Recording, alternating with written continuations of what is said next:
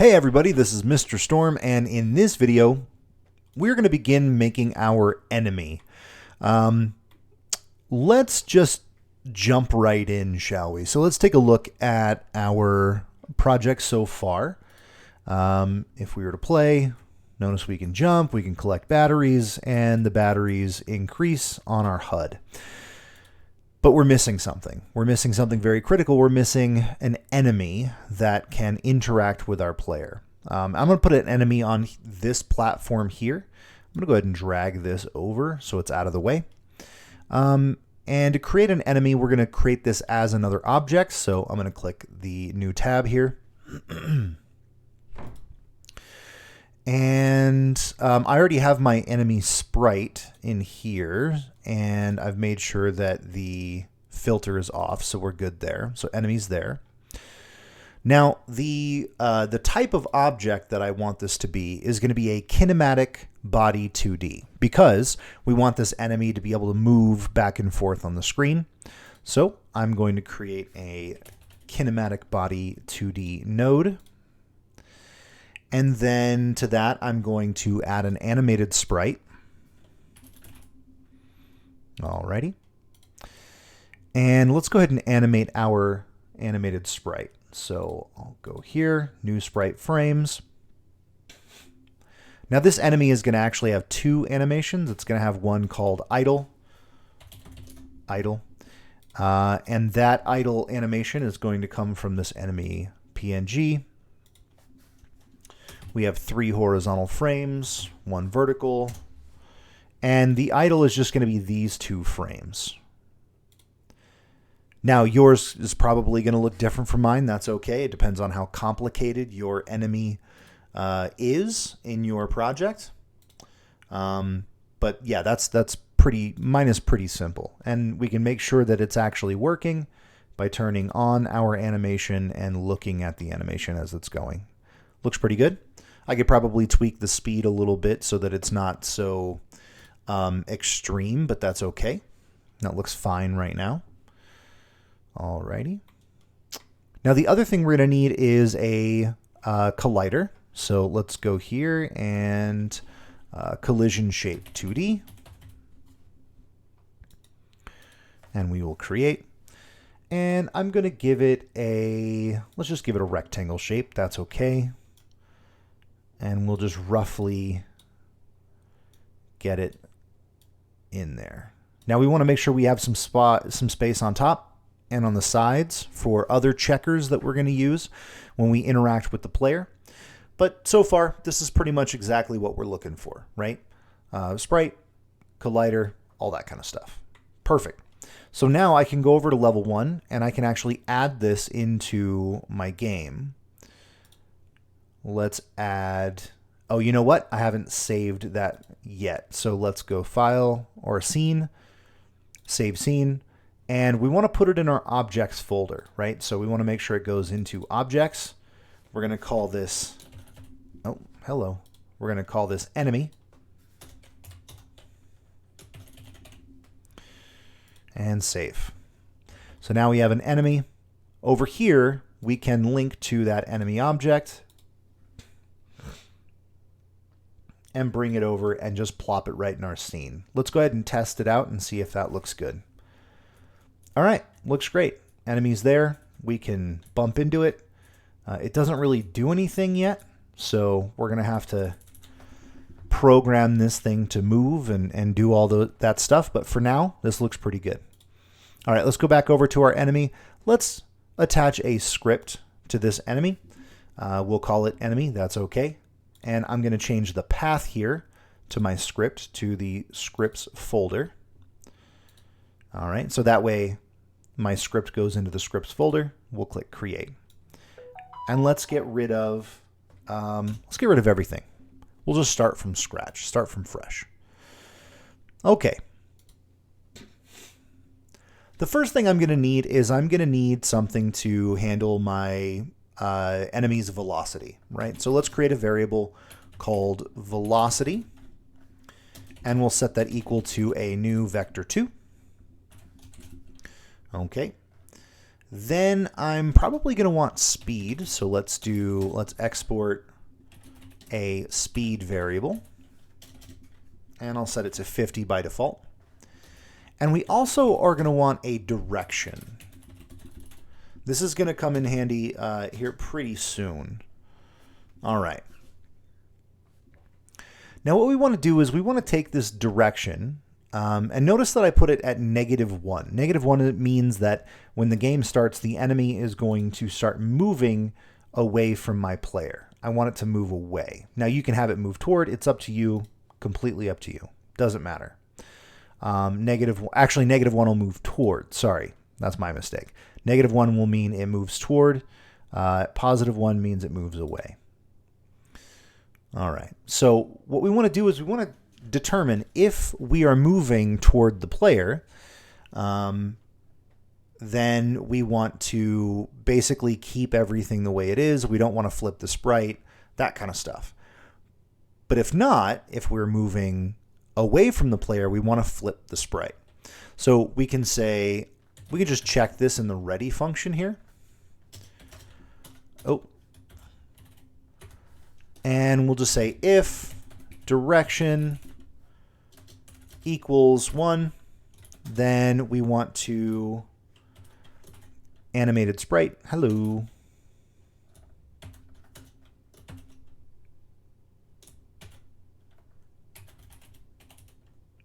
Where is, it's not coming up. That's weird.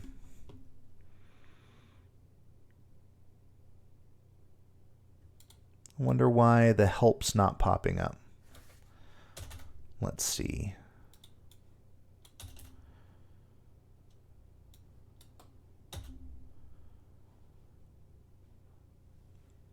All right, that's weird. Let's try that again. Func. Usually, if the help text isn't popping up, it means that maybe there's something going on. Maybe you've missed something. I think I know what it was. I might have missed the colon there. No. It should be finding animated sprite. There it goes. Weird. Flip H. There we go. Equals true. Oh, not semicolon. So basically what this is saying is when we start the game, if we're pointing away from the player, then we want to flip our H. We want to flip the sprite on its H. And the reason why we're doing this here is because we have exported the ability to point in one direction or the other, right? So let me go ahead and save all scenes. Let's come over here to our, if I were to look at this, you know what? And I want this to be enemy. So let me change this to enemy and save. And when we come back over here, this should be enemy, but that's fine. So if we look here, direction -1 means we're pointing this way. But if we were to change this to direction +1 and play the game, then our sprite is facing away from us, which is what we're looking for, right? So we want to change it. Basically, we want the sprite to flip based on what direction we have them pointing. All right, so that's working. Then basically what we want to do is we want to say in our hello. In a new function, let's do the physics process delta function, because this is going to be, checked every physics frame. We'll say if we're on the wall nope, not ceiling, wall, then we're going to want to change that direction. Basically make it so that whenever we hit a wall, we flip in that direction. So direction, let's say times equals -1.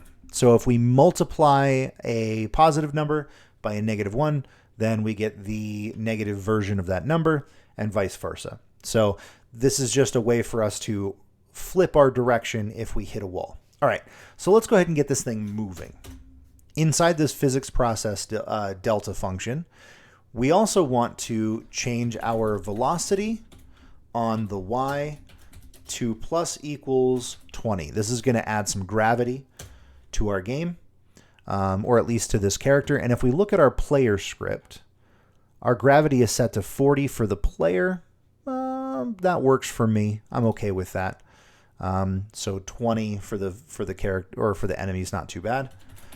We're going to set the velocity on the x to equal speed times direction. That means we are going to move in the direction that we are telling it to move, but at the speed that we're telling it to move at. And then basically we just need to say velocity equals move and slide velocity vector 2.up. And that's pretty much it. That's all we really need to get this character, or to get this enemy moving around in the game. Let's go ahead and save everything. Save all scenes. And let's go back to level 1. Let's take a look here. Let's play. Oh, it didn't flip for some reason. It did bounce off my character and start going that way, but it didn't flip. Let's take a look.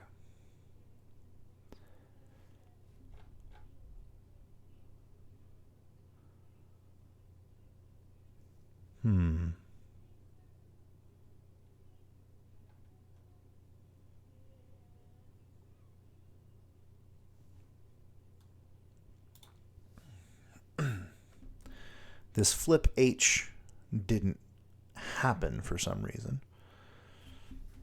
I want to watch that again. Let's go back and I want to watch it again. And I'm going to keep an eye on this direction value here. -1. It didn't change. I'm going to get rid of this version of the enemy and bring in a new and improved version of the enemy and see if that does anything. Oh, it's in the wrong spot. Troubleshooting while we're making a video. This is fantastic. It's still not flipping for some reason. That's weird. Okay. If direction equals 1. Oh, you know what? We also need to flip the animated sprite in here. This is only going to do it at the beginning of the game. We also need to flip it down here if it hits the wall. So we're going to say animated sprite dot flip h equals not animated sprite dot flip h. So all that means is we're basically going to switch it from whatever it is to whatever it isn't every time we hit the wall. So let's run that and see if that worked. And it does. Look at that. We have an enemy that's moving along and it's bumping into players and all of that stuff. This is working fantastically. All right. Let's see. Where are we at for time? Let's see. Do we want to keep... You know what? I'm going to keep these videos short. We're going to go one at a time with these. Oh, you know what? Now, let's just finish this one up. So there's a couple ways we can set up these characters in so that we can interact with them. But you know what? I don't actually want to interact with the enemies quite yet. So here's what we're going to do. I'm going to cut the video here. Now we have an enemy that's moving. You can create more instances of the enemy in your game if you'd like. In the next video, we're going to discuss how to set up barriers so that whenever the enemy reaches the edge of a platform, it turns around. It actually treats that as if it's a a wall segment or something like that, right? So we'll do that in the next video, and we're going to talk a lot about collision layers as well. So that's why I'm going to save that for the next video. So get your enemy moving around on your screen, and that should be just enough for this video, and I will see you in the next one. All right. See you guys later.